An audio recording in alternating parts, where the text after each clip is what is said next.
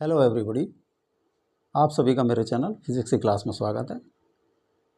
आज हम nuclei chapter से क्वेश्चंस फॉर नीट चौका नंबर 4 के क्वेश्चन सॉल्व करेंगे।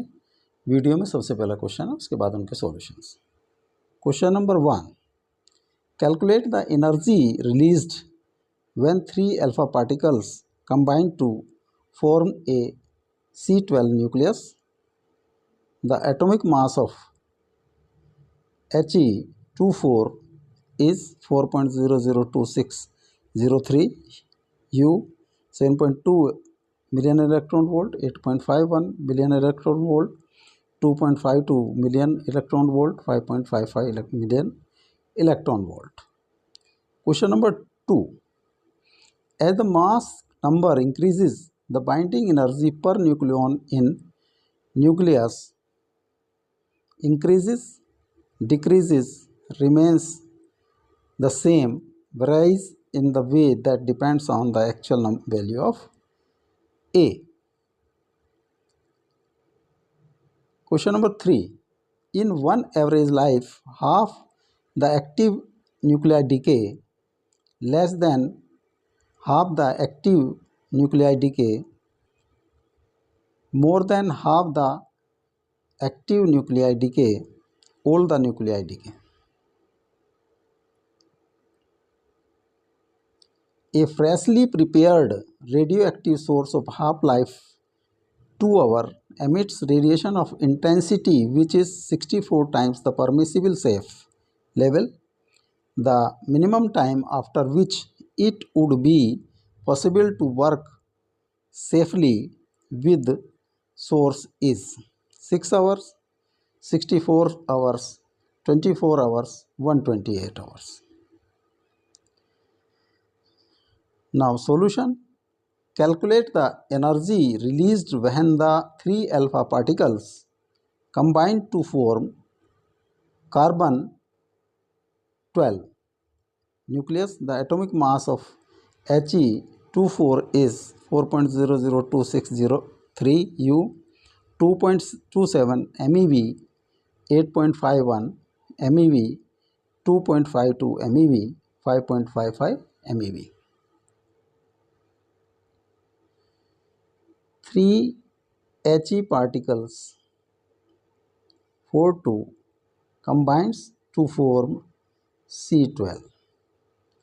जब फॉर्म करेंगे तो ये एनर्जी रिलीज्ड Q, तो Q is equal to mass defect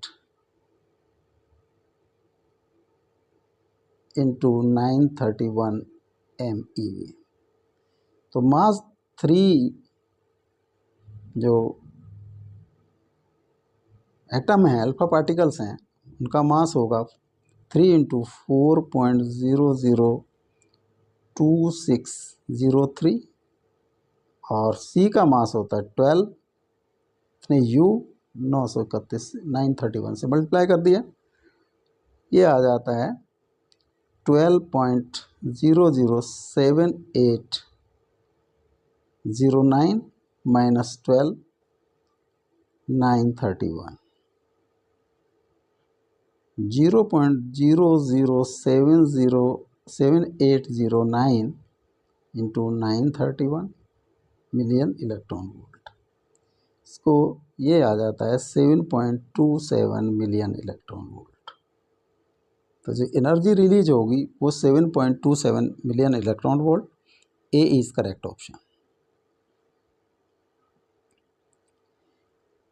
As the mass number increases, the binding energy per nucleon in a nucleus increases, decreases, remains the same, varies in the way that depends on the actual value of A.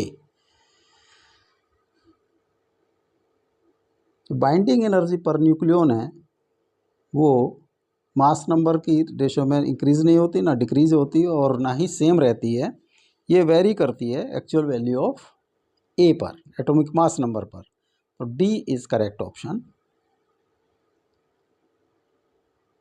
Question number 3.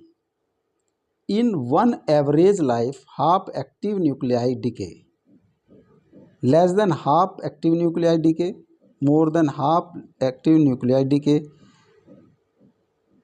All the nuclei decay. जो half life होता है T half the active nuclei decay. जो half life में होता है half the active nuclei decay हो जाते हैं।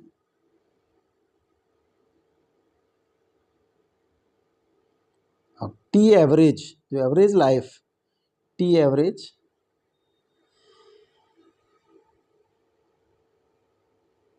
जो टी हाफ होता है 0.693 बाई डीके कांस्टेंट, और 1 by lambda is T half by 0.693, और this is T average. Average is T half 0.693, 0.693 is less than 1, तो इसकी वैल्यू होगी is greater than T half. तो टी हाफ में हाफ एक्टिव न्यूक्लियाई डीके, तो टी एवरेज में more than half active nuclei are decay, more than half the active nuclei decay. C is correct option. Question number 4.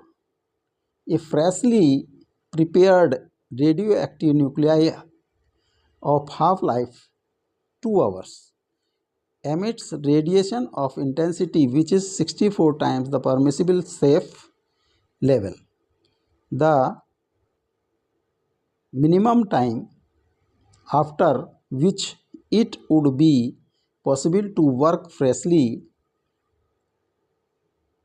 with the source is 6 hours, 12 hours, 24 hours, 128 hours. Suppose जो safe quantity है, safe atoms या number of nuclei, जो safe number of nuclei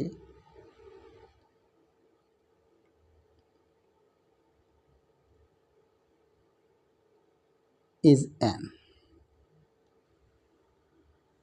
जब n nuclei रह जाएंगे disintegrate करने के लिए, तब वो work safely with the source किया जा सकता है। तो at present number of nuclei is 64n। This is n0।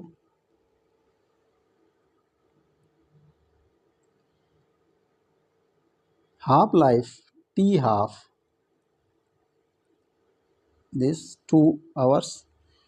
Suppose ये टी टाइम में डिसइंटीग्रेट हो जाएंगे और n न्यूक्लियाई बचेंगे 64 न्यूक्लियाई डिके होने के बाद, तो n by n0 is t by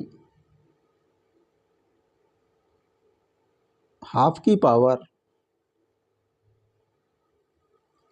t by t half.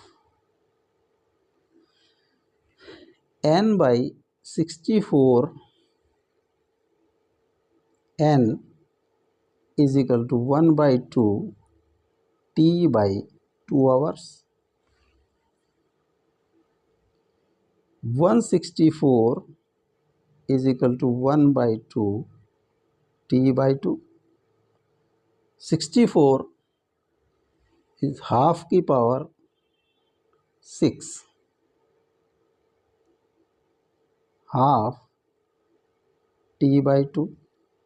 तो t by 2 is equal power comparison किया, t by 2 is 6, t is equal to 2 into 6 is equal to 12 hours. 12 hours, minimum 12 hours बाद हम safely work कर सकते हैं sample source पर। B is correct option.